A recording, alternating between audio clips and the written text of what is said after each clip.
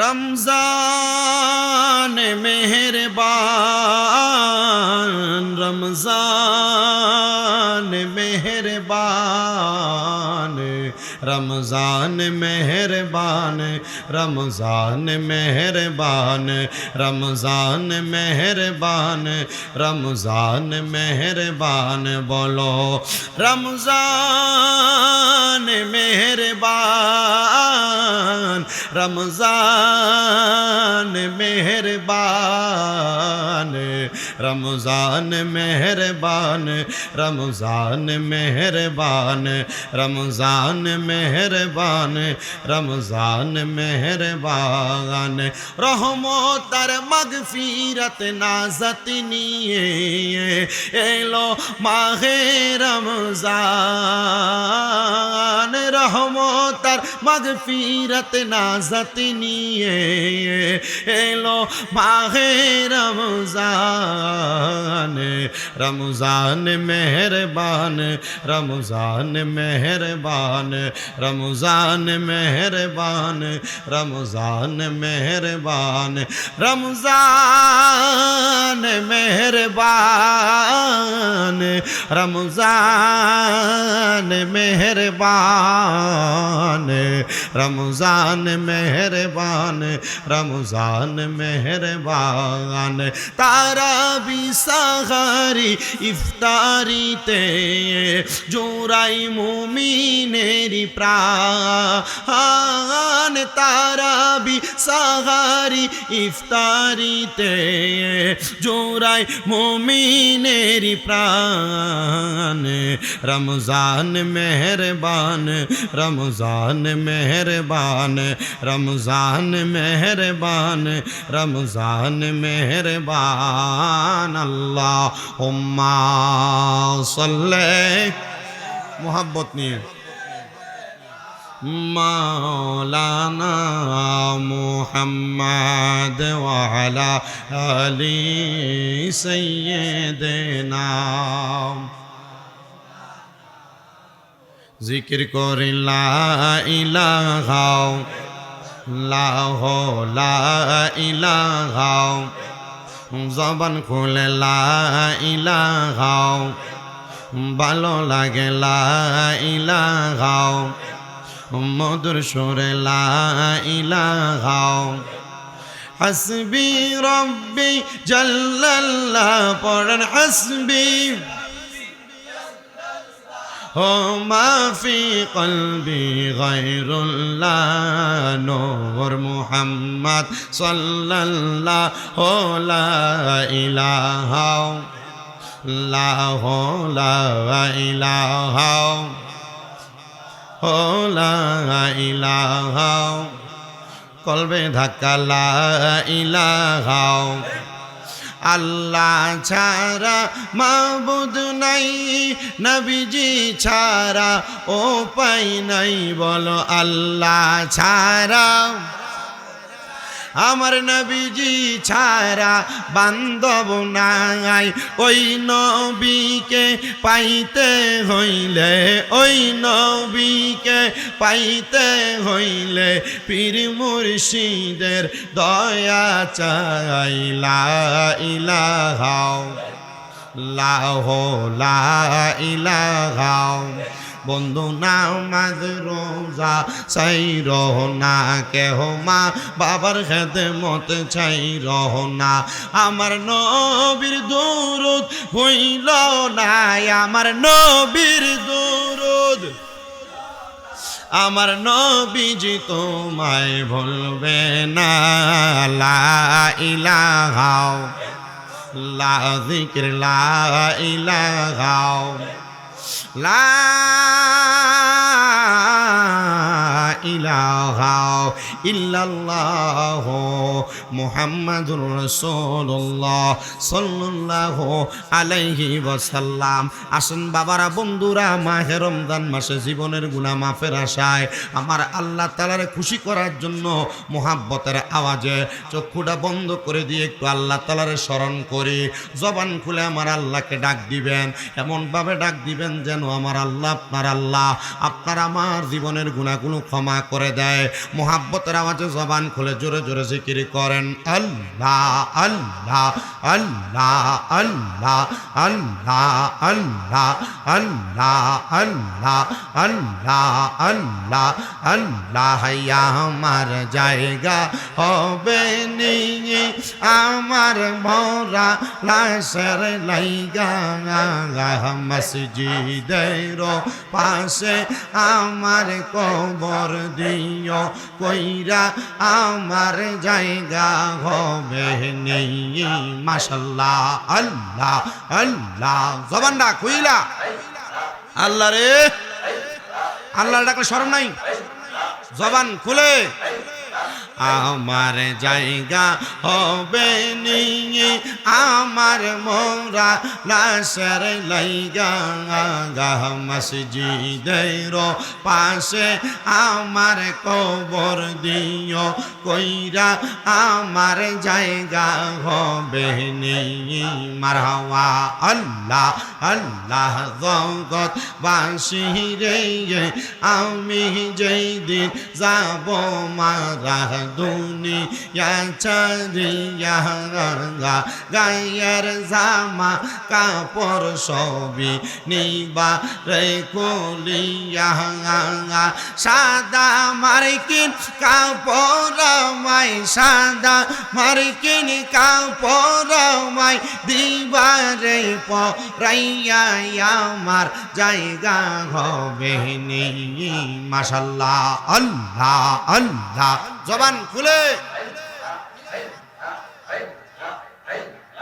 আল্লাহ জগৎ বাসী রে আমি যেই দিন যাব মারা দুনিয়া ছাড়িয়া ভাই বন্ধু আত্মীয় স্বজন যাবে রে বলিয়া সাড়ে 3 হাত মাটির কবর সাড়ে 3 হাত মাটির কবর দিও রে খুরিয়া আমার জায়গা হবে নি মারহাবা আল্লাহ আল্লাহ আমার আমার মোরা লাশের লাইগা মসজিদের পাশে আমার কবর দিও কইরা আমার জায়গা হবে নি আমার খোশবাসী দয়া ময় তোমার দেখিবা আর মনে লয় মারহাবা আমার শামসুল আরিফিন দয়া ময় তোমার দেখিবা আর মনে লয় মারহাবা তোমার না দেখলে বক্তার মনে লাগে বই বাজানো আমার মুর্শিদ দয়া ময় তোমার দেখিবা আর মনে লয় মারহাবা আল্লাহ আল্লাহ আরে তাও ডালে বৈশা দয়াল বান্ধব ও প্রেমের বাসা মারহাবা আরে শিশু কালে প্রেম শিখাইয়া যৌবন কালে ডাগা বাজানো আমার খোশবাসী দয়া ময় আমার রেজিবি দয়া ময় আমার ভান্ডারি দয়া ময় আমার লতিফি দয়া ময় তোমার দেখিবা আর মনে লয় মারহাবা কদম ডালে বৈশা দয়াল বাজা নামের বাসি মারহাবা আইরে কদম ডালে বৈশা গয়াল বাজার হাও নামের বাজার সিঙ্গি মারহাওয়া আইরে সুর শুনিয়া পাগল হইয়া চুইটা আসি বাজানো আমার মুর্শিদ দয়া ময় কোমা রে দেখিবা আর মনে লয় মারহাবা আল্লাহ আল্লাহ লা ইলাহা ইল্লাল্লাহু মুহাম্মাদুর রাসূলুল্লাহ সাল্লাল্লাহু আলাইহি ওয়াসাল্লাম। সবাই জবান খুলে মুহাব্বতের আওয়াজে উচ্চ কণ্ঠে পড়ি আলহামদুলিল্লাহ। মুআজ্জিজ সদরে মুহতারাম, কুমিল্লা জেলাস্থ বরুড়া থানাধীন খোসবাস কাদিরিয়া গাউসিয়া দরগা শরীফের মহান আলে বাইতে রসুলের স্মরণে 19তম বার্ষিক উরুস শরীফ এবং ইফতার মাহফিলে সম্মানিত আহ্বায়ক পীরে কামেল শাহ সুফি মুফতি শামসুল আরিফিন আল কাদির খোসবাসী মাদ্দাদিল্লাহুল আলী পীর সাহেব হুজুর কেবলা, বিশেষ করে মাহফিলে তকরির করেছেন হযরত মাওলানা রিয়াজ জালালী আশিকি সাহেব, উপস্থাপনা করছেন হাফেজ কারি আবু রায়হান সহ, উপস্থাপনা করছেন মাওলানা ফয়জুল্লাহ সহ, মাহফিলে নাতে রাসূল সাল্লাল্লাহু আলাইহি ওয়াসাল্লাম পরিবেশন করেছেন হযরত খোসবাসী সাংস্কৃতিক ফোরাম এবং আয়োজন করেছেন খোসবাসী কাফেলা এবং এলাকাবাসী। আমার সামনে মাইকের আওয়াজ পর্যন্ত শুনছেন আমার দাড়িপাকা মুরব্বী বাবা, যুবক নওজোয়ান ভাই, ছোট ছোট মাসুম বাচ্চা সহ পর্দার অন্তরালে আছেন আমার অবলা সরলা মা ও বোনেরা। মহান আল্লাহ পাক রব্বুল আলামিন খোসবাস কাদিরিয়া গাউসিয়া দরগা শরীফের ওসিলায় মাহে রমজানের রহমতের 10 দিনের শেষ দিনে আমাদের জীবনের গুনাহগুলা মাফ করানোর একটা মাধ্যম, একটা রাস্তা তৈরি করে দিয়েছেন খোসবাসের পীর সাহেব হুজুর কেবলা। আমরা সেই মহান রবের শুকরিয়া আদায় করে একবার জবান খুলে পড়ি আলহামদুলিল্লাহ। আব্বাজিরা, আমার পূর্বে রিয়াজ জালালী আশিকি খুব সুন্দর মূল্যবান তকরির করেছেন। আমি চেষ্টা করব আপনাদের কাছে আমার ক্ষুদ্র এলেম থেকে, ক্ষুদ্র জ্ঞান থেকে কয়েকটা কথা বলার জন্য। আমি তার আগে আপনাদেরকে কয়েকটা কথা বলি। আমাদেরকে মনে রাখতে হবে রমজানের রোজা এটা সংযমের মাস। বলেন না কিসের মাস? আসতে বলছে কিসের মাস? সংযম মানে কি? সংযম মানে হলো দুনিয়ার খারাপ কর্মকাণ্ড থেকে নিজেকে গুটায়া ফেলা। সংযম মানে দুনিয়ার খারাপ কাজ থেকে নিজেকে গুটায়া ফেলা, পানাহার থেকে নিজেকে গুটায়া ফেলা, আহার করা খাবার খাওয়া থেকে নিজেকে গুটায়া ফেলা। এটা না, স্ত্রী মেলামেশা থেকে নিজেকে গুটায়া ফেলা, দিনের বেলা পানাহার আহার করা, স্ত্রী মেলামেশা এগুলা থেকে দূরে থাকা, এটাকে সংযম বলে। শুধু সংযম এটা না, গুনার কাজকে পরিত্যাগ করে নিজেকে গুনাহ থেকে গুটায়া ইবাদতের দিকে মনোনিবেশ করা, এটা একটা সংযম। এটার নাম কি? সংযম। আর এই সংযম যারা করতে পারে আল্লাহ তাআলা তাদেরকে জান্নাত প্রদান করেন। সুবহানাল্লাহ পড়েন। সংযম যারা করতে পারে আল্লাহ তাআলা তাদেরকে দুনিয়াতে কামিয়াবি দান করে। সংযম যারা করতে পারে আল্লাহ তাআলা তাদেরকে দুনিয়ার আগুন থেকে, পানি থেকে দূরে রাখে। সংযম যারা করতে পারে আল্লাহ তাআলা তাদেরকে দুনিয়া বিমুখ বানায় না, আল্লাহর বিমুখ বানায়। আর আল্লাহর বিমুখ যারা হয়ে যায় আল্লাহ তাআলা তাদেরকে সরাসরি আল্লাহর গায়েবী খাজিনা থেকে আল্লাহর রহমত দান করে, আল্লাহ সম্পদ দান করে, আল্লাহ সন্তান দান করে, আল্লাহ টাকা পয়সা দান করে, ইজ্জত দান করে। আমি আমার পর্দার অন্তরালে যেই মা বোনেরা আছে, আমার এখানে খোসবাস কাদিরিয়া গাউসিয়া দরগা শরীফের যেই আশিকিন জাকিরিনরা, বিভিন্ন দরবারের ভক্তবিন্দুরা, আপনারা যারা এসেছেন, আপনাদের উদ্দেশ্যে আমি ছোট্ট একটা আলোচনা টানতেছি। আপনারা একটু মনোযোগ দিয়ে শোনার চেষ্টা করবেন। আল্লাহ আমাকে বলার, আপনাদেরকে শোনার তৌফিক দান করেন। সবাই পড়েন আমিন। আমার প্রিয় মুসলমানেরা, সাফাবি সাম্রাজ্যের একজন বড় বাদশা, যেই বাদশার অধিক পরিমাণ সম্পদ থাকার কারণে সাফাবি সাম্রাজ্যের বাদশা বলেন, আমার সুন্দরী কন্যাটাকে আমি বিবাহ দেওয়ার জন্য অনেক খোঁজ করলাম, অনেক তালাশ করতে চেষ্টা করলাম, কিন্তু আমি আমার কন্যাটাকে বিবাহ দেওয়ার জন্য হাজার চেষ্টা করার পরে আমি আমার কন্যাটারে বিবাহ দিতে পারি নাই। কিন্তু অবশেষে আমার সাফাবি এলাকার ছোট্ট বাড়ির গুহা অঞ্চলের মধ্যে বসবাস করতেন একজন আল্লাহর খাস বান্দা, যার নাম ছিল হযরতে মীর দরা আদম রহমতুল্লাহ আলাই। হযরতে মীর দরা আদম ছিলেন ওই ছোট্ট গুহাওয়ালা ছোট বাড়ির একজন প্রশাসনিক অথবা একবারে নরমাল শ্রেণীর একজন আলেমী দ্বীন।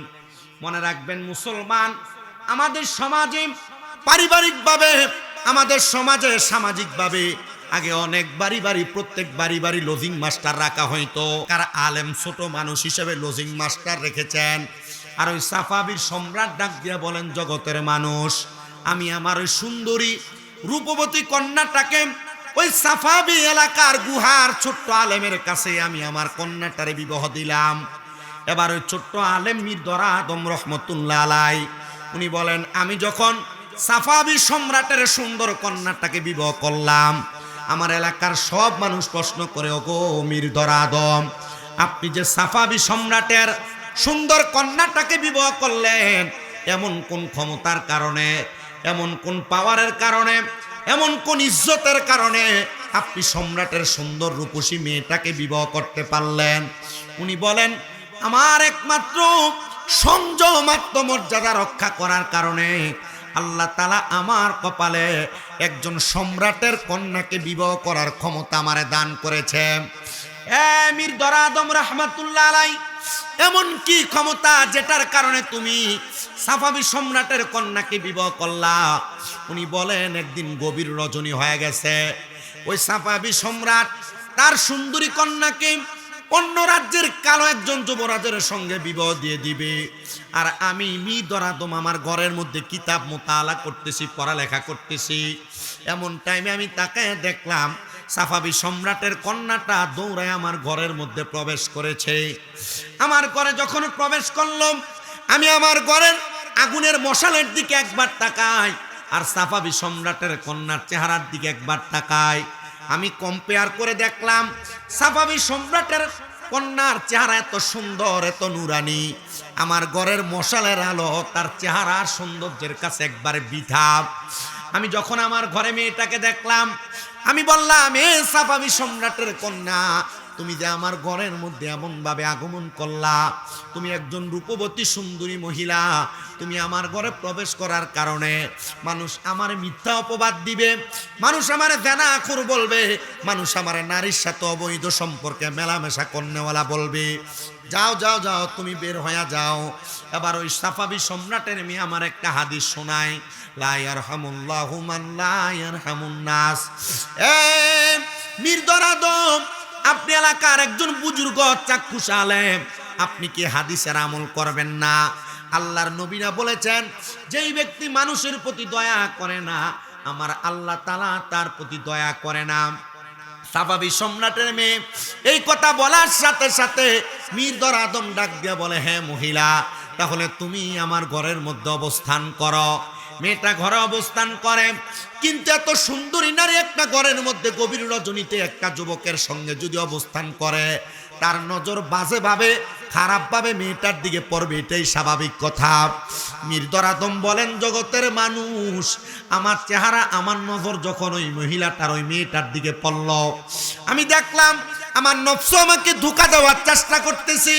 আমার নফস আমারে বলতেছে, এ মির্দরা আদম, তুমি কন্যাটা শরীর স্পর্শ করো, তুমি যদি তাকে স্পর্শ করতে পারো তাহলে তার সঙ্গে তুমি মেলামেশা করতে পারবা। আমি মির্দরা আদম চিন্তা করতেছি, আমি যদি ওই মেয়েটার সাথে মেলামেশা করি, আমার জেনা হবে, আমার গুনাহ হবে। মির্দরা আদম বলে, আমার মন, আমার নফস আমারে বারবার বলে মেয়েটার সঙ্গে আমি অবৈধভাবে মেলামেশা করার জন্য, কিন্তু আমি মেয়েটার সঙ্গে অবৈধ মেলামেশা করতে যাই না। তৃতীয়বার আমার মন আমারে বলে ওই মেয়েটার সঙ্গে মেলামেশা করার জন্য, কিন্তু আমি আবার আমার অন্তরটাকে বাধা প্রদান করতেছি। এই অন্তর, তুমি তোমার নিজেকে একটু গুটিয়ে ফেলো, তুমি গুনার দিকে তোমার কদমটারে বাড়াইয়া দিও না। এমন টাইমে আমার অন্তরকে যখন শয়তান ধোঁকা দিতে লাগতেছে, আমি তাড়াতাড়ি আমার ঘাট থেকে আমার রুমালটা নিয়ে আমি আমার ঘরের মধ্যে বিছিয়ে ফেললাম। মেয়েটা আমার পেছনে, আমি 2 রাকাত নামাজের নিয়ত করলাম। আমি নামাজের মধ্যে যখন দাঁড়াইছি গো, আমি নামাজের মধ্যে দাঁড়ানোর সাথে সাথে আমি 2 রাকাত নামাজ পড়লাম, মুরাকাবা করার নিয়তে চক্ষুটা বন্ধ কইরাম, ইস্তিগফার পড়া, সূরা ফাতিহা পড়া, সূরা ইখলাস পড়া আমি চক্ষু বন্ধ করলাম, আর ডাক দিয়া বললাম, আল্লাহ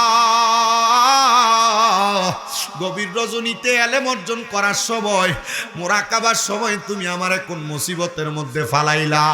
এমন একটা কন্যারে আমার সামনে দাঁড় করে দিলা, যে কন্যাটা সাফাবি সম্রাটের কন্যা, যার চেহারা এত সুন্দর, যার দিকে তাকাইলে বড় মায়া লাগে, তার সঙ্গে মেলামেশার খায়ের জন্মায়া যায়। আল্লাহ, তুমি আমার এই কঠিন মুসিবত পরীক্ষা থেকে হেফাজত করো। এমন টাইমে হযরতে মির্দর আদমের কানের মধ্যে একটা আওয়াজ আসছে, এ মির্দর আদম, তুমি তাড়াতাড়ি একটা মোমবাতি জ্বালায়া ওই মোমবাতিটা দিয়া তুমি তোমার সাধন ভোজনটা করো। মির্দর আদম বলেন, আমাদের মুসল্লার ভিতরে আমার মুরাকাবা ভাঙ্গা আমি একটা মোমবাতি জ্বালায়া আমি ওইটার সামনে সর্বপ্রথম আমার বৃদ্ধাঙ্গুলিটারে মোমবাতির উপরে জ্বালাইলাম। আমার আগুনটা যত জ্বলে আমার চোখের পানি তত বায়া বায়া পড়ে। যত আগুনের মধ্যে আমার আঙ্গুল জ্বলা যায় তত আমার চোখের পানি বায়া বায়া পড়ে। আমার বৃদ্ধাঙ্গুল পুড়ে গেছে। আমি আমার ডান আঙ্গুলি, আমার সাদা আঙ্গুলিটা ওই মোমবাতির উপরে জ্বালাইতে লাগলাম। আগুনে আমার আঙ্গুল পুড়ে যায়। আমার দ্বিতীয় আঙ্গুলটা আমি দিলাম। আমার তৃতীয় আঙ্গুল দিতে দিতে আমার পাঁচটা আঙ্গুলি আমি জ্বালাইয়া পুরে একবারে ছাই করে দিছি। আমি যখন ছাই করে দিই আমার তো ব্যথা হয় রে। এবার আমি আমার ব্যথার কষ্ট সহ্য করতে যখন পারি না, আমি শুধু আমার অন্তরকে বুঝাই, অন্তর, এই পাঁচটা আঙ্গুল তুমি মাত্র মোমবাতির আগুনের মধ্যে জ্বালাইছ, কিন্তু যদি তুমি এই কন্যাটার সঙ্গে অবৈধভাবে মেলামেশা করতা, আল্লাহর জাহান্নামের আগুনে তোমার সারা জীবন জ্বলা লাগতো। এ মির্দর আদম, সারা জীবন আগুনে জ্বললে ভালো হইতো নাকি পাঁচটা আঙ্গুল আগুনে জ্বালাইছো এটা তোমার জন্য ভালো হয়েছে? মির্দর আদম সেজদার ভিতরে যাইয়া কান্দে আর ডাক দিয়া কয়, আল্লাহ, তুমি আমার ইজ্জতের মালিক, আমার ইজ্জত রক্ষা করেছো। আল্লাহ, আমি ওই কন্যার সাথে মেলামেশা করি নাই। আল্লাহ গো, আমি যেহেতু মেলামেশা করি নাই, আমার ইজ্জত আমি হেফাজত করেছি, তুমি আমি মির্দর আদমরে বাঁচাইবা। সকাল হয়ে গেছে, পুরা এলাকার সব জায়গার মধ্যে তালাশ করতেছে, সাফাবি সম্রাট তার কন্যাকে খুঁজে পায় না। সর্বশেষ মির্দর আদমের ঘরের মধ্যে যখন খুঁজে পাইলেন, ঘরের মধ্য থেকে কন্যাটাকে নিয়ে যাওয়ার পর হযরত মির্দর আদম রে বাদশার সেনাপতিরা ধইরা তার ঘরের মধ্যে প্রবেশ করাইছে। ডাক দিয়া কই, রে মির্দর আদম, আমার কন্যারে তোমার ঘরে তুমি আটকে রাখলা, তোমাকে এটার জন্য ফাঁসি দেওয়া হবে। উনি কয়, খোদার কসম করে বলি বাদশাহ, আপনার সুন্দরী রূপবতী মাইয়া আমার ঘরের মধ্যে সারা রাত্র ছিল, আমি তার শরীরের দিকে আমার হাত বাড়াইও তাকে ধরি নাই, আমি তার দিকে একবার হাত বাড়াই নাই। বাদশা বলে, তুমি যদি সেটার প্রমাণ দিতে পারো, খোদা কি কসম করে বলি, আমার এই সুন্দরী রূপবতী মাইয়ারে তোমার সঙ্গে আমি বিবাহ দিব। মির্দর আদম বলে, এ বাদশা, আপনি আমার ডান বাম হাতের দিকে তাকান, আমার পাঁচটা আঙ্গুল পুড়ে গেছে। বাদশা কয়, কেমনে পুড়লো? বলে, আপনার কন্যার দিকে আমি যদি হাত বাড়াইতাম, আমার আল্লাহ তাআলা জাহান্নামের আগুনে সারা বছর জ্বালাইতো। আমি আমার হাতটারে আগুনের উপরে দিছি, যখন আমার নফস আমারে তাড়না দিয়া দিয়া গুনাহ করার জন্য আপনার মেয়ের দিকে আমার নজরটা নিত, আমি আপনার মেয়ের দিকে না তাকায়া আমার হাতের আঙ্গুলটার আগুনের মধ্যে দিয়া দিয়া পুড়িয়া দিছি, যেন আমার আল্লাহ সারা জীবন আমার জাহান্নামের আগুনে না জ্বালায়। উনি ডাক দিয়া কয়, জগতের মানুষ, আমি যখন এই কথা বললাম, বাদশা সাফাবি সম্রাট সাথে সাথে বিবাহের আমার সঙ্গে তার কন্যারে বিবাহ করে দিছে। জবান খুলে জোরে বলা যাবে কি আল্লাহু আকবার? মির্দর আদম ডাক দিয়া কয়, জগতের মানুষ শোনো, আমি শুধু আমার নফসকে সংযম করার কারণে, আমার নফসকে বুঝে রাখার কারণে বাদশার কন্যাকে আমি বিবাহ করলাম, জাহান্নামের আগুন থেকেও বেঁচে গেলাম। এবার আপনারা বলেন, ও খুশবাস, কাদিরিয়া, গাউসিয়া, দরগা শরীফের আমার বাবারা, আমরা যদি এই রমজান মাসে আজকের জান্নাতের বাগানে বইসা আমাদের নিজের নফস, আমাদের রুহকে আমরা যদি সংযম করতে পারি, আমার আল্লাহ তাআলা আমাদেরকে জাহান্নামের আগুন থেকে বাঁচানোর ক্ষমতা আল্লাহর আছে না নাই? এই বিশ্বাস কার কার আছে? ডান দুই হাত তুলে আমার আল্লাহকে দেখায়। আল্লাহ কবুল করেন, জোরে বলেন আমিন। জাহান্নামের আগুন মাবুদ সইতে পারবো না, জাহান্নামের আযাব মাবুদ সইতে পারবো না, দুনিয়াতে নাও কান্দাইয়া আখেরে কান্দাইও না বলেন জাহান্নামের আযাব মাবুদ সইতে পারবো না দুনিয়াতে নাও কান্দাইয়া আখেরে কান্দাইও না জাহান্নামের আযাব যদি দেখি তো এই জগৎ জুড়ি বলে জাহান্নামের আযাব দেখি তো এই জগৎ জুড়ি পালাইত সকল মানুষ পালাইত সকল মানুষ বাড়ি ঘরে রইত না দুনিয়াতে নাও কান্দাইয়া আখেরে কান্দাইও না বলেন জাহান্নামের আযাব মাবুদ সইতে পারবো বলেন জাহান্নামের আযাব মাবুদ সইতে পারবো দুনিয়াতে নাও কান্দাইয়া আখেরে কান্দাইও না দুনিয়াতে নাও কান্দাইয়া আখেরে হাসরের কঠিন দিনে বিচার মাওলার সামনে বলো হাসরের কঠিন দিনে বিচারের মাওলার সামনে কি দেখাইবা পুঁজি তোমার নাই তো কিছু আর বলেন কি দেখাইবা পুঁজি তোমার লাখ লাখ নাই দুনিয়াতে নাও কান্দাইয়া আখেরে কান্দাইও না বলেন জাহান্নামের আযাব সইতে পারবো না দুনিয়াতে নাও কান্দাইয়া আখেরে কান্দাইও না একটা জবানও বন্ধ রাখবেন না সবাই চিৎকার মেরে বলেন আল্লাহু আকবার বাদশা সাফাবি ডাক দিয়া কয় ও মীর দরাদম তোমার কাছে জানতে চাই তুমি কেন জাহান্নামের আগুনকে এত ভয় করো মীর দরাদম ডাক দিয়া কয় ও বাদশা সাফাবি আমি কেন জাহান্নামের আগুন রে ভয় করি জানেননি বলে কেন তুমি জাহান্নামের আগুন রে ভয় করো ডাক দিয়া কয় বাদশা গো আপনি তো জানেন একটা মানুষ যখন মারা যায় মারা যাওয়ার সময় মানুষটা সাকরাতুল মাউতের বিছানার মধ্যে বড় ছটফট কইরা কইরা কাতরায় মানুষ পানি পায় না মানুষ কবরের আযাবের কথা স্মরণ কইরা কইরা কাতরায় আত্রাইল তাদের রুহটা বড় কষ্ট দিয়া দিয়া নিয়ে যায় ও বাদশা গো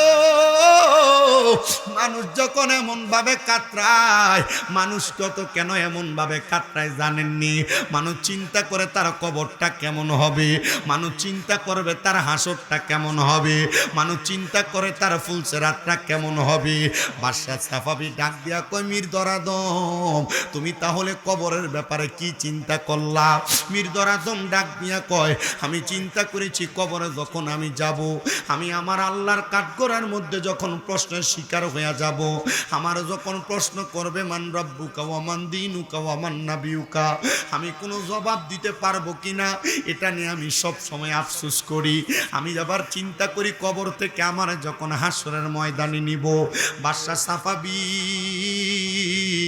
ওই হাসরের ময়দানটা বড় ভয়ঙ্কর জায়গা হাসরের ময়দানে নামাজিরাও যাবে হাসরের ময়দানে রোজাদাররাও যাবে হাসরের ময়দানে বেরোজদার যাবে হাসরের ময়দানে রোজাদার যাবে নামাজি বেনামাজি সবাই হাসরের ময়দানে যাবে আপনি কি জানেন হাসরের ময়দানটা কেমন কঠিন হবে বাদশা সাফাবি ডাক দিয়া কয় মীর দরাদম কেমন হবে তুমি একবার আমারে বলো না উনি বলেন হাসরের ময়দানে মা সন্তান ছেলে মেয়ে সবাই উলঙ্গ অবস্থায়, কোনো জামা থাকবে না, কোনো কাপড় থাকবে না, সবাই হাসরের ময়দানে একবার উলঙ্গ অবস্থায় যাবে। হাসরের ময়দানটার নিচটা হবে একবারে তামার, আগুন ধাউ ধাউ করে একবারে উত্তপ্ত গরম হবে। হাসরের ময়দানের মানুষের প্রত্যেকের মাথার 1 বিঘা উপরে সূর্য একটা না দুইটা না 12টা সূর্যের তাপ দিয়ে একটা মানুষকে শাস্তি দেওয়া হবে। শুধু তাই না, মানুষ যখন পানির জন্য হাহাকার করতে থাকবে, হাসরের ময়দানে ওই মানুষগুলার হাঁটু পর্যন্ত ঘাম থাকবে, অনেক মানুষের বুক পর্যন্ত থাকবে, অনেক মানুষ সাগরের মধ্যে সাঁতার কাটবে। এ বাদশাহ সম্রাট সাফাবি, আমি শুধু হাসরের ময়দানের এমন অবস্থার কথা চিন্তা করে করে কান্না করি। জানেননি এমন কষ্ট আমি কেমনে সহ্য করব আমি বলতে পারি না। দুনিয়ার মানুষ শোনো গো, ওই মৃদর আদম ডাক দিয়া কয়ে, জানেননি আমি যখন এই হাসরের ময়দানের কথা চিন্তা করি, আমি চিন্তা করি মানুষ যখন উলঙ্গ অবস্থায় যাবে, মা সন্তানকে চিনবে না, বাবা সন্তানকে চিনবে না, সন্তান মা বাপকে চিনবে না। হাসরের ময়দানে মানুষগুলা বড় হাহাকার করতে থাকবে। আল্লাহ, হাসরের ময়দানের পরে মানুষগুলারে কোন জায়গায় নিব? আমার আল্লাহ তাআলা হাসরের ময়দান থেকে মানুষগুলাকে ফুলসিরাতের পুল পার হওয়ার জন্য লাগিয়ে দিবে। ফুলসিরাতের পুলটা এত কঠিন হবে গো, একটা চুলের চাইতে চিকন তরবারির চাইতে ধারালো হবে। মানুষগুলা তার পাটা যখন ফুলসিরাতে রাখবে, গুনাহগার হওয়ার কারণে, বেআমল বেনসিব হওয়ার কারণে, বেরোজগার হওয়ার কারণে ওই বান্দাটা ফুলসিরাতের উপরে পাটা রাখার সাথে সাথে বান্দাটা ফুলসিরাতের মধ্যে, ফুলসিরাত থেকে কাইতিয়া হাবিয়া নামক জাহান্নামে পড়ে থাকবে। হযরতে মৃদর আদম ডাক দিয়ে কই, দুনিয়ার মানুষ শুধু এমন কঠিন অবস্থায় পড়বে না রে, মানুষগুলা ওই কঠিন অবস্থার মধ্যে পড়ার সাথে সাথে জাহান্নামের মধ্যে যখন পড়বে, আরে একটা মানুষকে আমার আল্লাহ তাআলা কমপক্ষে 3000 বছর জাহান্নামের আগুনে জ্বালাইবো। ও আল্লাহ, ওই জাহান্নামের আগুনে বান্দা কেমন করে থাকবে? বলে থাকবে না রে। ওই বান্দার জাহান্নামের আগুনকে আমার আল্লাহ তাআলা 3টা ভাগে ভাগ করে দিব। প্রথমে জাহান্নামের আগুন দুনিয়ার লাল আগুনের মতো ধাউ ধাউ ধাউ ধাউ করে যখন জ্বলবো, বান্দার গায়ের চামড়াগুলা ছিলে ছিলে মাটির মধ্যে পড়ে যাবে, বান্দার শরীর পুড়ে যাবে রে। বান্দার এমন কঠিন অবস্থা হবে, বান্দা হাউমাউ করে কান্না করবে, কেউ তার বাঁচাইতে আসবে না।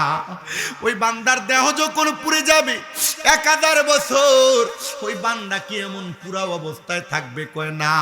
বলে কেন না? বলে বান্দার দেহটা একবার পুড়া যাওয়ার পরে আমার আল্লাহ তাআলা ফায়াকুন বলে বান্দার দেহটারে আবার জ্বালাইবো, আবার জ্বালায়া ওই বান্দাটার দেহটারে আবার পুড়াইবো, আবার বানাইবো, আবার পুরাইবো। ও আল্লাহ গো, এত কষ্ট কেন দেওয়া হইব? একবার জ্বালাইলে তো বান্দার কষ্ট শেষ হয়ে যায়। কয় না, বান্দা একবার গুনাহ করো নাই, বান্দা রমজান মাস তোমার আইসা ছায়া দিছে, রমজান মাসে মসজিদে হাইয়াল আস-সালাহ বলে তোমার ডাকছে, তুমি বান্দা মসজিদে যাও নাই, রমজানে রোজা গুলা রাখো নাই, দোকানে পর্দার তলে দাঁড়ায় দাঁড়ায় খাইছ, এ বান্দা ঘরে আড়ালে দরজা লাগা লাগা খাইছ, রমজান মাসে তোমার গুনাহ বন্ধ হয় নাই, মোবাইলের মাধ্যমে অশ্লীল কর্মকাণ্ড গুলা করেছো, এ বান্দা এবার জাহান্নামের আগুনে তোমার কঠিন যন্ত্রণাদায়ক শাস্তি দেওয়া হবে। ইয়া রাসূলুল্লাহ, নবী গো, এমন কঠিন কষ্ট তো আমরা সহ্য করতে পারবো না। বলে তাইলে তোমরা জান্নাত আর জাহান্নামের পার্থক্য বুঝো। আল্লাহ তো কোরআনে বলে, লা ইয়াস্তাউই আসহাবুন নারি ওয়া আসহাবুল জান্নাহ, যারা জান্নাতি আর যারা জাহান্নামী তারা একরকম নয়। আসহাবুল জান্নাতি হুমুল ফাইজুন, যারা জান্নাতি তারা হলো সফল কাম। আল্লাহ গো, ওই জাহান্নামের আগুনে বান্দারে শুধু জ্বালানো হবে? কয় না না না, ওই জাহান্নামের আগুনে 1000 বছর পূর্ণ হওয়ার পর আগুনটারে আমার আল্লাহ তাআলা সাদা দোয়াযুক্ত আগুন বানিয়ে দিব। ওই আগুনের মধ্যে বান্দা আরো 1000 বছর জ্বলব। বান্দার আগুনের রং যখন 2000 বছর শেষ হয়ে যাবে, বান্দার আরো 1000 বছর কালো ধোঁয়াযুক্ত আগুন বানায়া বান্দার ওই আগুনের মধ্যে বান্দারে ধাউ ধাউ করে জ্বালানো হবে। নবীজি গো, আপনার কাছে জানতে চাই, এই কঠিন কষ্টকে আপনার উম্মত সহ্য করতে পারবে?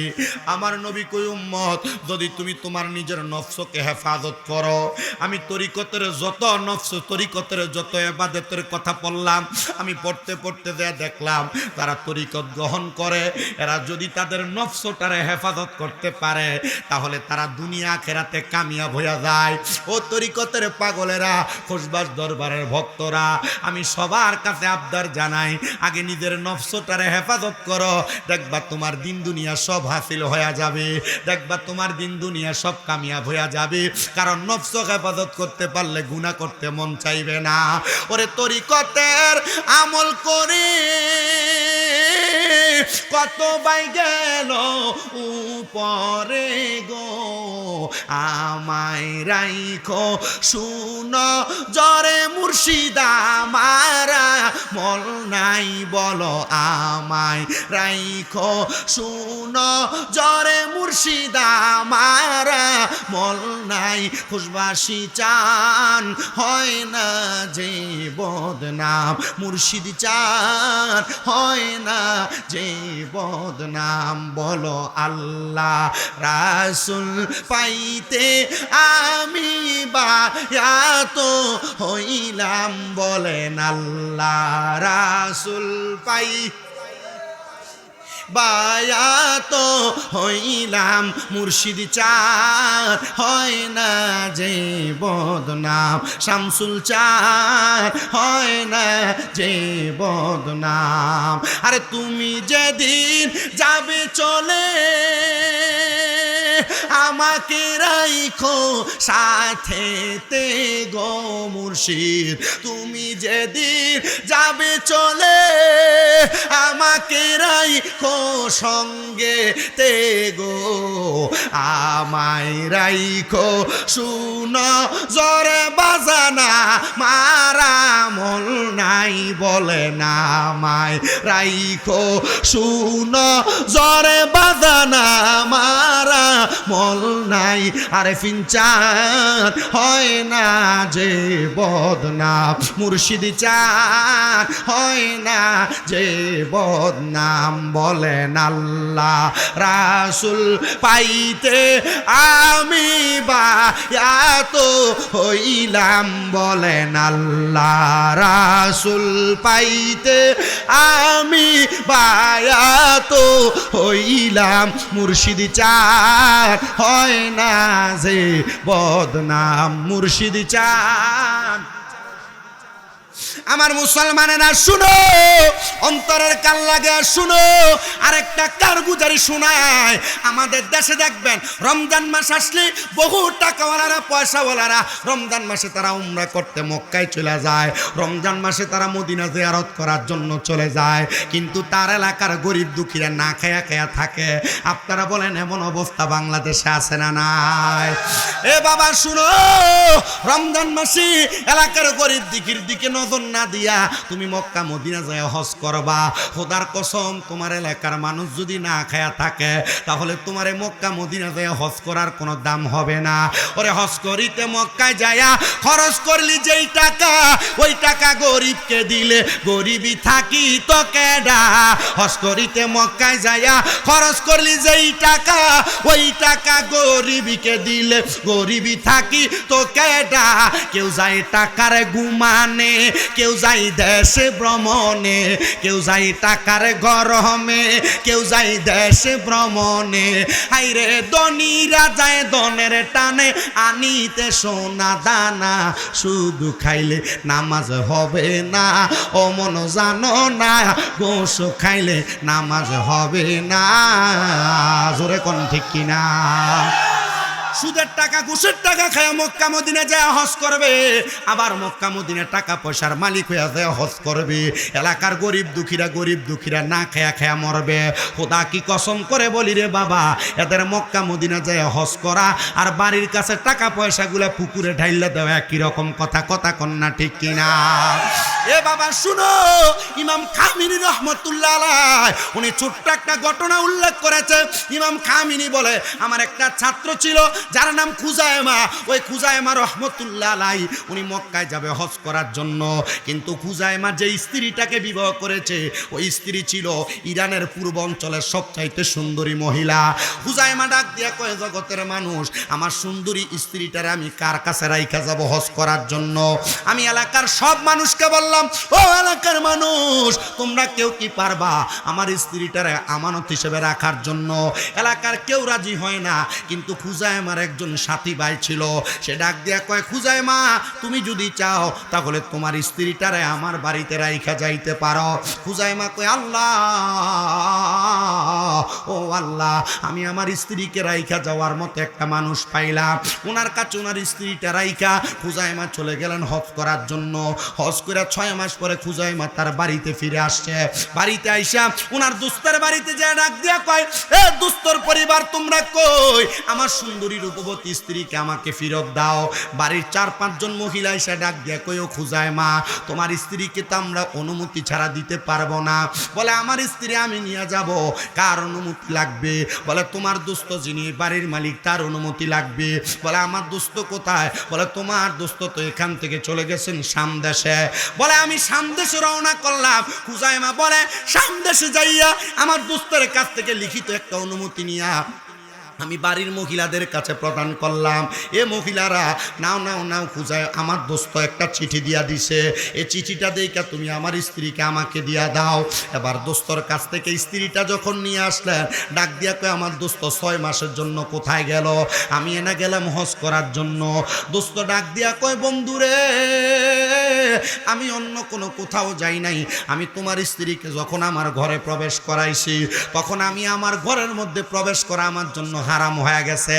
কারণ তোমার স্ত্রী দুনিয়ার সবচাইতে সুন্দর। ওই স্ত্রী যদি আমার ঘরের মধ্যে থাকে আর আমার ঘরের মহিলারা যদি ঘুমায় যায়, আমার মনে যদি শয়তান কুমন্ত্রণা দেয় এই সুন্দরী মহিলাটার সঙ্গে মেলামেশা করার জন্য, এজন্য আমি আমার ঘরটা ছাইরা 6 মাসের জন্য চইলা গেছি।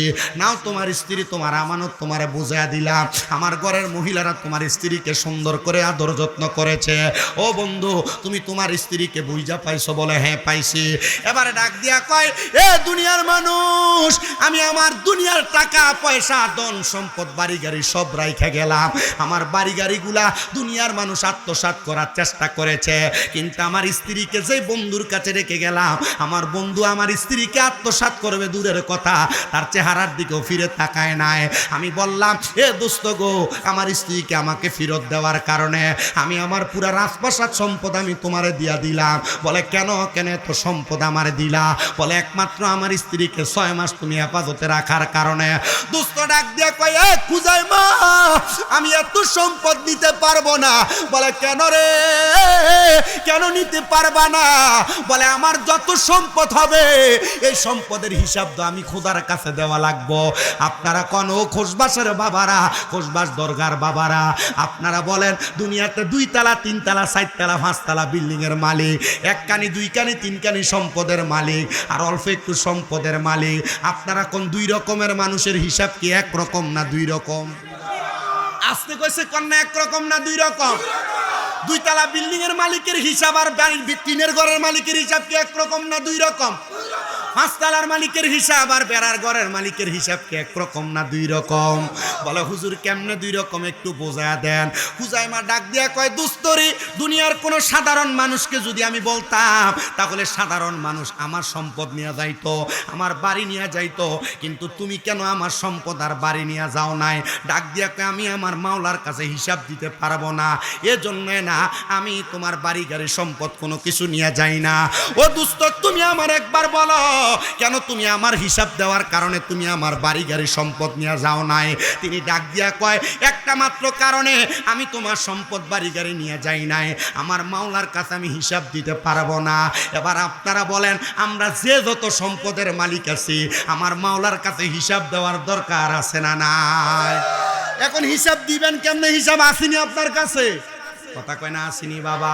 আরে পরের জায়গা পরের জমি, পরের জায়গা পরের জমি, ঘর বানায়া আমি রই, আমি তো সেই ঘরের মালিক নই, বলো আমি তো সেই কি নয় বলো? পরের জায়গা পরের জমি, পরের জায়গা পরের জমি, ঘর বানায়া আমি রই, আমি তো সেই ঘরের মালিক নই রে, আমি তো সেই ঘরখানা যার জমিদারি, আমি পাই না তাগার হুকুম জারি, সেই ঘরখানা যার জমিদারি, আমি পাই না তাগার হুকুম জারি, আমি পাই না জমিদারের দেখা, পাই না জমিদারের দেখা, মনের দুঃখ কারে কই, আমি তো সেই ঘরের মালিক নই। বলেন পরের জায়গা পরের জমি, ঘর বানায়া আমি রই, আমি তো সেই ঘরের মালিক নই রে, আমি তো সেই। আরে জমিদারের ইচ্ছা মতো দেয় না জমি চাষ, তাই তো ফসলে ফলে না রে দুঃখ 12 মাস। হাই রে জমিদারের ইচ্ছা মতো দেয় না জমি চাষ, তাই তো ফসলে ফলে না রে দুঃখ 12 মাস। আমি খাজনা পাতি সবই দিলাম, তবু জমিন আমার হয়ে যায় নিলাম, আমি খাজনা পাতি সবই দি, তবু জমিন আমার হয়ে যে নিলাম, আমি চলি যে তার মন জুগাইয়া, চলি যে তার মন জুগাইয়া, দাখিলামি লেনা সই, আমি তো সেই ঘরের মালিক নই, বলো আমি। মানে মনে হয় যে রোজা শুধু আমি আছি, আপনারা কেউ আপনারাই আছেন, আমি মনে রোজা নেই, একটু জোরে কর না। আমি তো সেই, বলেন পরের জায়গা জমি, পরের জায়গা পরের জমি, ঘর বানায়া আমি রই, আমি।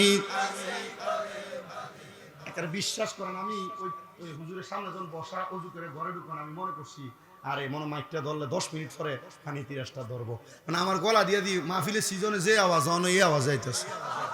জোরে কইতেন না, মার হাওয়া কইতেন না, একটু জবানটা খুলে একটু কম লাগবো তো, কারণ রোজা যেমন আপনারা, রোজা তেমন আমি, তো রোজা রেখে যদি আমি গাইতাম পারি, আপনারও তোমার তো মধুর করে গাওয়ানোর দরকার আছে, একটু জোরে।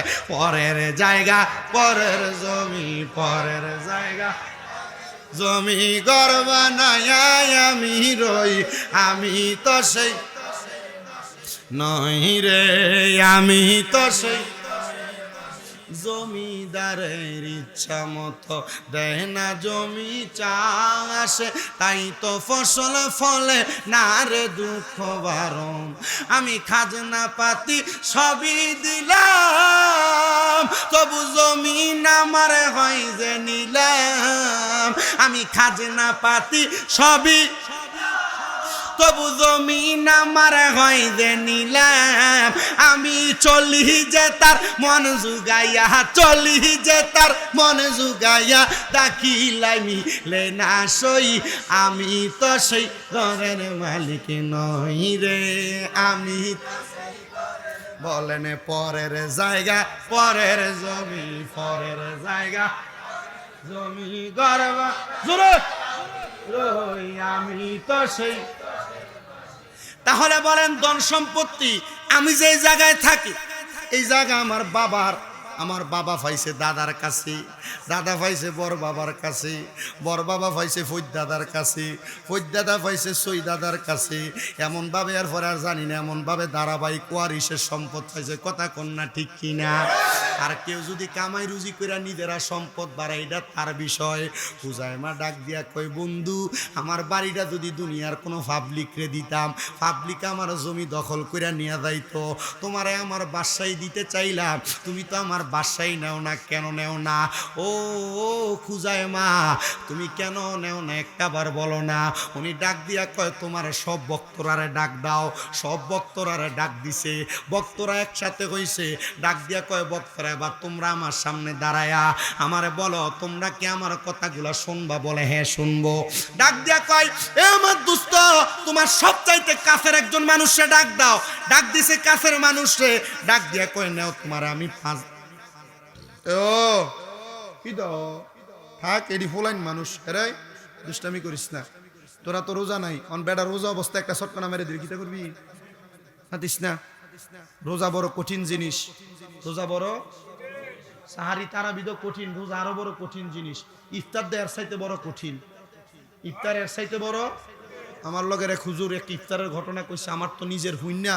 আমি কাহারে দুনিয়ার মানুষ যে এত রকমের রং ধরতে পারে আমি শুনে বড় অবাক হইছি। আমি কইলাম ভাই ঘটনাটা কি?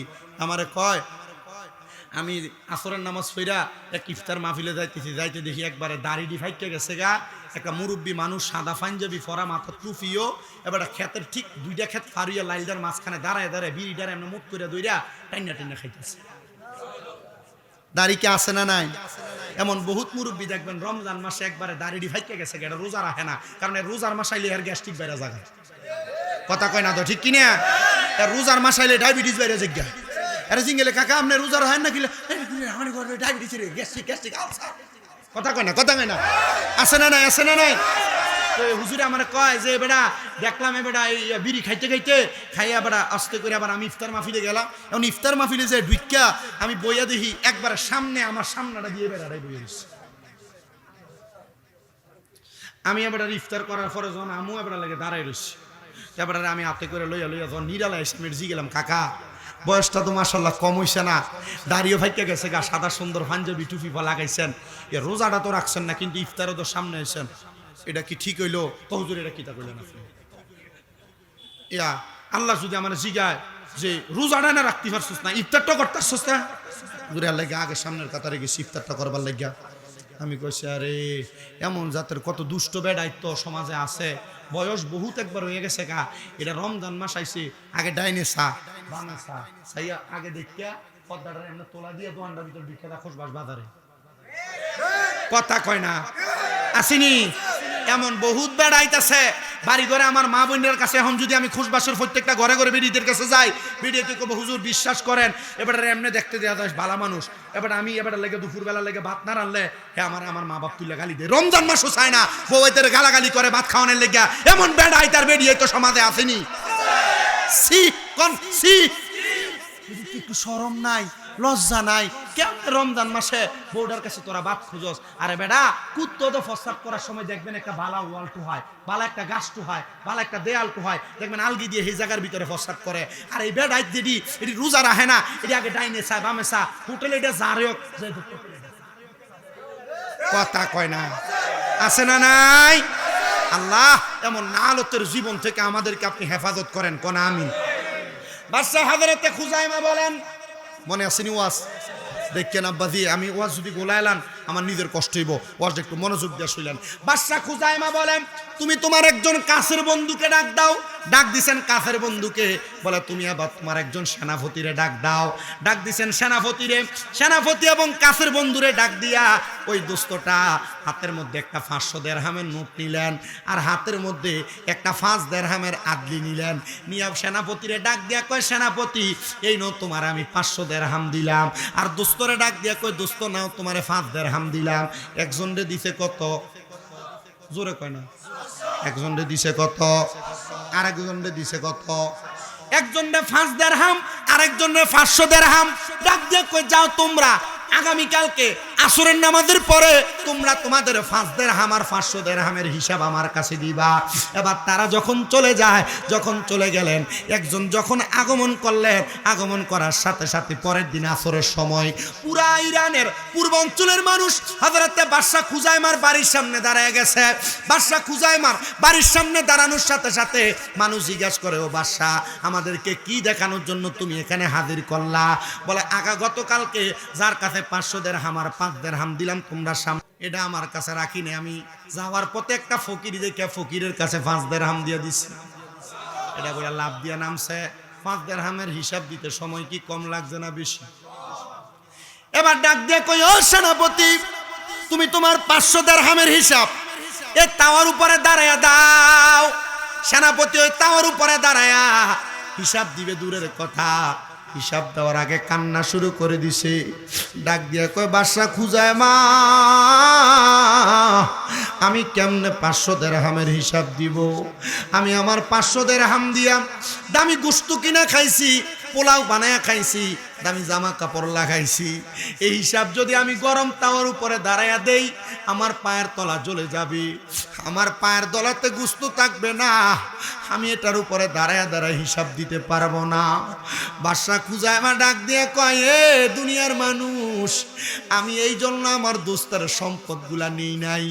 যদি এত সম্পদ নিতাম, আমি আমার সম্পদগুলা ওই তামার মতো উত্তপ্ত গরম হাসরের ময়দানে দাঁড়ায় দাঁড়ায় আমার আল্লাহরে দেওয়া লাগতো। এ কুশবাসীর মানুষ, আশপাশ এলাকার মানুষ, শামসুল আরিফিন পীর সাহেবের ভক্তরা, আমি তোমার কাছে বলি রে পর্দার অন্তরালের মা, দুনিয়াতে যত সম্পদ, যত স্বর্ণ গয়নার মালিক হইবা, যত জায়গা, যত বাড়ি গাড়ির মালিক হইবা, এগুলার হিসাব কিন্তু আমার আল্লাহর দরবারে কষ্ট করে করে দেওয়া লাগবে। আর একটা কথা আপনাদেরকে বলে দেই, আপনার সম্পদগুলা যদি আপনি খুদাই ভাবে খোদার রাস্তার মধ্যে বিলীন করতে পারেন, আমার আল্লাহ তাআলা আপনার দুনিয়া এবং আখিরাতের মধ্যে তারাক্কি নসিব করবে। ও বাবা, এ রমজান মাস আসলে বহু সম্পদ দলেরা দেখা যায় 10টা 15টা কাপড় আইন না, 20টা 25টা লুঙ্গি আই না, মানুষরা দেওয়ার পর কয় জাকাতের শাড়ি কাপড় দেওয়া শেষ।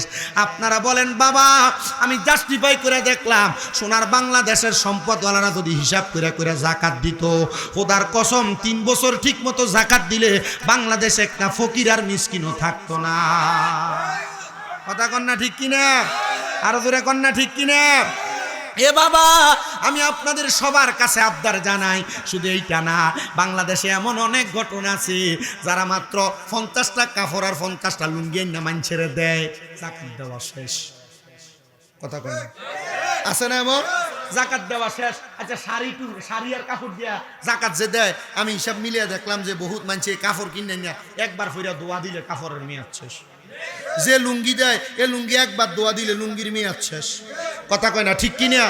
এ বাবা, জাকাত এমনে দেয় না, মনে রাখতে হবে সম্পদওয়ালারা, টাকাওয়ালারা প্রতি সম্পদকে হিসাব মিলায়া মাত্র 7.5 ভরি স্বর্ণ 52 তোলার উপর মাপে যত টাকা হবে, প্রত্যেক 1 লাখ টাকায় 2,500 টাকা করে জাকাত দেওয়া লাগবে।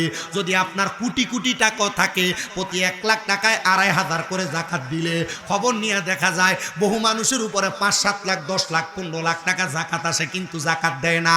বলে, হুজুর জাকাত কেন দিব? জাকাত দেওয়ার কয়েকটা কারণ আমি আপনাদেরকে বলে দেই। 1 নাম্বার, জাকাত দিবেন আপনার সম্পদকে পবিত্র করার জন্য। সুবহানাল্লাহ।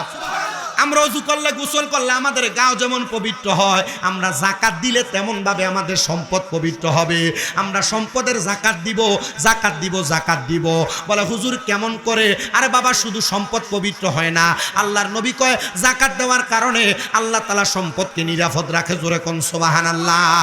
শাম দেশ থেকে ইরাকের উদ্দেশ্যে ব্যবসা করার জন্য যাইতেছিলেন আল্লাহ পাকের বন্ধু হযরতে মুসাবিয়া রাহমাতুল্লাহ আলাইহি। হযরতে মুসাবিয়া বলে, আমি যখন শাম দেশ ইরাকের উদ্দেশ্যে রওনা করলাম, রওনা করার সময় আমরা 7 জনের কাছে 7টা গাটুরি মাল ছিল। আমরা মালগুলো নামায়া 7 জন নামাজ পড়ার জন্য দাঁড়ায় গেলাম। যখন আমরা নামাজে দাঁড়াইলাম, ডাকাতের দলেরা আমাদের মালগুলো চুরি করে নিয়ে যাবে। এমন টাইমে 6 জন নামাজ ছাইরা দিয়া ওনাদের কাছ থেকে দৌড়ে যখন গেছে, একজন দাঁড়ায় দাঁড়ায় আল্লাহর ইবাদত নামাজ পড়তেছে। 6 জন যায় দেখতেছে ডাকাত মাল নিতে না পারে, মালের উপরে তারা আগুন লাগিয়ে দিছে। কি করছে? তারা ব্যবসা করে যাইতেছিল, 7 গাঁটটি মাল ছিল, মালগুলা রাইখারা নামাজে দাঁড়াইছে, ডাকাত হামলা করছে, 6 জন নামাজ ছেড়ে দিছে, একজন নামাজ পড়তেছে। 6 জন দৌড়ে যাইতে যাইতে দেখে ডাকাত মাল নিতে পারবে না, দেখে এদের মালের ভিতরে কি করছে, আগুন লাগাই দিছে। আগুন লাগাই দেওয়ার পরে দৌড়ে দেয়া, এদের আগুন নিবাইতে পারে না, এদের মাল পুড়ে গেছে, কিন্তু একজনের মাল ঠিক আছে। এটা একজনকে যে নামাজ পড়ে তার, এ দৌড়ে যখন পরে গেছে জিজ্ঞাসা করে, এই 6 জন তোমরা পাগল পারা হয়ে আসলা, কিন্তু তোমরা তোমাদের মালগুলা হেফাজত করতে পারলা না, আমার মাল তো ঠিকই হেফাজতে আছে, কারণ কি বলো তো? এরা ডাক দিয়ে কয়, আমাদের কারণ তো আমরা জানি না, তুমি বলো তোমার কারণ কি? এ ডাক দিয়ে কয়, আমার যে মাল ফুরে নাই, আমি আমার সবগুলা মালের যাকাত দিছি। সুবহানাল্লাহ কন্যা। তো 6-7 জন এক লগে থাকলে একটা টেকনা শয়তান থাকে না? এ ডাক দিয়ে কয়, এই তুমি যে তোমার মালের ঘোরা দিছিলে একটা কাপড় দিয়ে, কাপড় তো ফইরা গেছে, তো তুমি কি এটা যাকাত দাও নাই? এটার প্রমাণ বাড়িতে গেলে ফাম। বাড়িতে গেছে, স্ত্রীরে ডাক দিছে, বগো আমি যে আমার বাড়ি ব্যবসায় যাওয়ার সময় আমার একটা কাপড় দিছিলা, এই কাপড়টা তো পুড়া গেছে, আচ্ছা তুমি কত এই কাপড়ের যাকাতকে আমরা দেই নাই? ডাক দিয়ে কয়, না গো স্বামী, এই কাপড়টা অন্য জনের কাছে ধার দেওয়া ছিল, আপনি ব্যবসায় যাওয়ার আগে উনি এই কাপড়টা দিছে, আমি এটা আপনার দিছি, তার মানে আমরা এটা যাকাত দিতে পারি নাই। তার মানে বোঝা যায়, আপনি যদি কারোর কাছে কোনো টাকা ফাওনাও থাকেন, ওই ফাওনা টাকা পাওয়ার সম্ভাবনা থাকলে ওই টাকারও যাকাত দেওয়া, আসতে দি কন, যাকাত দেওয়া। এ বাবা, এই যাকাত যদি আপনি না দেন, সম্পদকে যদি আপনি পবিত্র না করেন, আপনার মা কবরে বাবা কবরে এ যাকাতের টাকা আদায় করা না করার কারণে আপনার মা বাবা কবরের আযাবের শিকার হয়ে যাবে। এ বন্ধু, আল্লাহ নবীর একজন সাহাবীর কথা আপনাদেরকে বলে আমি আমার ওয়াজ শেষ করব, আসরের ওয়াক্ত হয়ে গেছে। নবী সাহাবী হযরত সাদ ইবনে উবাদা রাদিয়াল্লাহু তাআলা আনহু, তিনি বলেন, আমি যুদ্ধ করে মদিনাতুল মুনাওয়ারাতে আসছি, আইসা খবর পাইলাম আমার মা মারা গেছে, আমি আমার মায়ের জানাজার নামাজও পড়তে পারি নাই। আমি আমার নবীজির কাছে যায় ডাক দিয়ে কইলাম, নবী গো, আপনার কাছে আমি জানতে চাই, আমার মা তো মারা গেছে, আমি আমার মার জানাজার নামাজও পড়তে পারি নাই।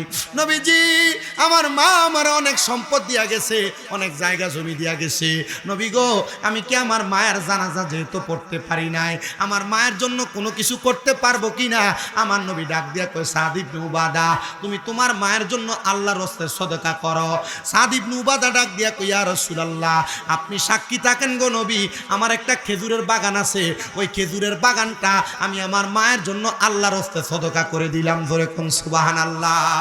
আমার নবী ডাক দিয়া কই, ও সাদ ইবনে উবাদা, তুমিও সাক্ষী থাকো, তুমিও সাক্ষী থাকো, তুমিও সাক্ষী থাকো, ওই খেজুরের বাগান থেকে কোনো মানুষ যদি খেজুর আহার করে, আমার আল্লাহ তাআলা তোমার মার জান্নাতের নিয়ামত দান করব। পরের দিন সকালবেলা সাদ ইবনে উবাদা কান্না করতে করতে আমার নবীর দরবারে আইসা ডাক দিয়া কই, নবী গো, ইয়া রাসূলুল্লাহ, ইয়া হাবিবাল্লাহ, নবী গো, আপনার কাছে আমার একটা আবদার, আমি স্বপ্ন দেখছি আমার মা জান্নাতের বাগানের মধ্যে বৈশা বৈশা দামি দামি খানা খাইতেছে। নবী আমার ডাক দিয়া কয়, সাদ ইবনে উবাদা, গতকালকে মাগরিবের সময় তোমার খেজুরের বাগান থাইকা ছোট ছোট 2টা ক্ষুধার্ত পাখি পাকা খেজুর আহার করেছে, এই জন্য আমার আল্লাহ তাআলা তোমার মারে মাফ করে দিছে। আমার আজকের এই জান্নাতের বাগানে আগন্তুক খুশবাস কাদিরিয়া গাউসিয়া দরগা শরীফের বাবারা, আমি জানি না আজকের মাহফিলে কোন সন্তান জানি বসছেন, আপনাদের মা কবরে বাবা কবরে, আপনাদের মা বাবা আপনারে লাখ লাখ টাকার টাকা পয়সা ধন সম্পদ দিয়া গেছে, সন্তানের দল রমজান মাস চলে যায়, আগে সাহারির সময় মা আপনারে ডাক দিয়া দিয়া তুলতো, এখন আপনার মা কবরের বাসিন্দা। সন্তান রে, তোমার মা যদি বাইচা থাকতো, তোমার মা তোমার ডাইকা ডাইকা ঘুম থেকে তুলতো, এখন তোমার মা কবরে। সন্তান, আগে ইফতারের সময় তোমার মা দামি দামি খানা বানাইতো, সুন্দর খানা বানাইতো, সন্তান এখন তোমার সামনে কত সুন্দর রং বেরঙের ইফতার থাকে, কিন্তু তুমি তোমার মার একটু ইফতার খাওয়াইতে পারো না, বাবার একটু ইফতার খাওয়াইতে পারো না, বাবা কবরের বাসিন্দা। আমি জানি না এখানে কোন সন্তানেরা বসে আছে, সামনে ঈদুল ফিতর আসতেছে, ঈদুল ফিতরে সন্তানেরা তোমরা অনেক মানুষের জন্য জামা কাপড় কিনবা, কিন্তু তোমার মা কবরে বাবা কবরে, মা বাপ যদি বাইসা থাকতো, মারে তো একটা কাপড় হইলো তুমি কিনা দিতা, বাবার একটা লুঙ্গি পাঞ্জাবি কিনা দিতা, ওই মা কবরে বাবা কবরে এদেরকে যেহেতু তুমি কিনা কিনা দিতে পারবা না। সন্তান তোমার কি একটু মায়া লাগে না? তোমার মা কবরে, তোমার আব্বাজান কবরে। আল্লাহ তাআলা রমজান মাসে যেমন ভাবে তোমার মা বাপরে মাফ করেছে, আল্লাহ যেন তোমার মা বাপরে বাকি 11 মাসে এমন ভাবে মাফ করে দেয়, আজকের জান্নাতের বাগানে বসে বসে তোমাদের জন্য দোয়া করা হবে। আল্লাহ, আপনি তাকায় দেখেন, এখানে অনেক এতিম সন্তানেরা বসেছে, যারা রমজান মাস তাদের মা হারায়া বাবা হারায়া বসে আছে। আল্লাহ, এখানে অনেক মা বাবারা বসেছে যাদের সন্তানেরা কবরে আছে। আল্লাহ, তাদের সন্তানদেরকেও তুমি মাফ করে দিও। আমি অল্প কয়েকজন মানুষ চাইবো যারা এই জান্নাতের বাগানে ইফতার মাহফিলে আইসা আপনারা একজন বলবেন, হুজুর ঈদের পরে ইলাসপুর হযরতে খুশবাসী জামে মসজিদের নতুন নির্মাণ হবে, এটা ভাঙ্গা সুন্দর করে বিল্ডিং এর মতো করা হবে। একজন মানুষ এক নম্বরে শুধু বলবেন, হুজুর আমার তো সম্পদ আছে, জায়গা আছে, বাড়ি আছে, গাড়ি আছে, সব আছে, হুজুর আমি আমার যে কোনো সম্পদের একটা অংশ থেকে 1 লাখ টাকা আল্লাহর হস্তে মসজিদের কাজের জন্য আমি দান করব। এমন কোন দনওয়ালা, এমন কোন সম্পদওয়ালা যদি থাকেন, আপনাদের জন্য খাস করে দোয়া করা হবে। কে দিবেন? 1 নম্বরে বলে